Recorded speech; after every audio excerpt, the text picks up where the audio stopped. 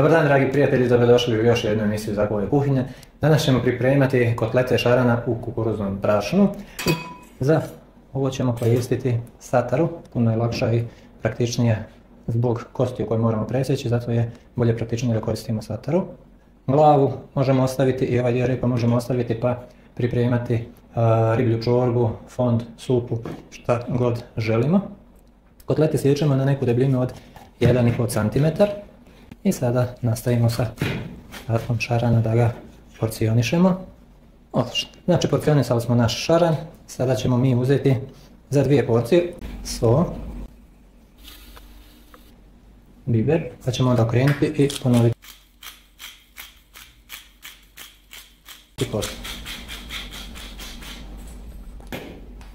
Ovdje imamo kukuruzno brašno, 1 kašiku bijelog brašna i dodat ćemo kašičicu aleve paprike, malo čisto radi boje. Ovo ćemo izmiješati. Sada ćemo samo umakati ovako šaran. Uključili smo grejno tijelo, to je stavu da nam se zagrijava za šaran. Evo ga. Dodajemo našu ribicu da se prži. Odlično. Malo ovako samo. Naša ribica je pržena sa jedne strane, vidite, dobili smo lijepu zlatnu rumenu boju i sada ribicu okrenemo. Pažljivo okrećemo da nam ne bi popucali ovi kotletići. Evo vidite kako je lijepo pržena. Kao što sam već naglasio, moramo biti izuzetno nježni, pažljivi, ne želimo da nam se riba raspadne. Sada ćemo dovršiti našu krompir salatu. Biber.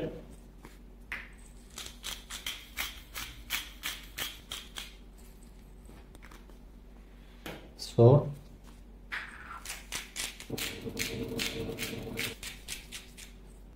Sad u zavisnosti od vaših želja možete dodati ili sirće ili limunov sok, ali kažem ja preferiram okus sirćeta pa ću dodati malo sirćeta, malo maslinovog ulja. Naravno možete dodati obično ulje ukoliko ne preferirate maslinovo.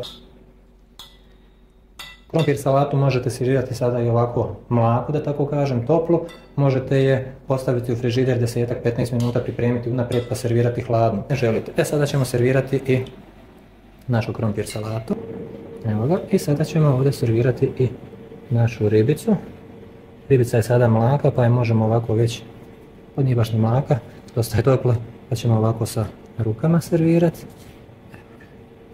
Ali moramo nekako da malo ovo, evo ovako, ukrasimo, uljepšamo i sada ćemo servirati i ribu.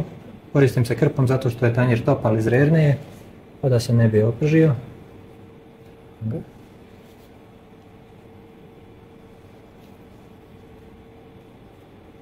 Evo dragi prijatelji, vidjeli ste način pripreme kotleta od šarana u kukuruznom brašnu.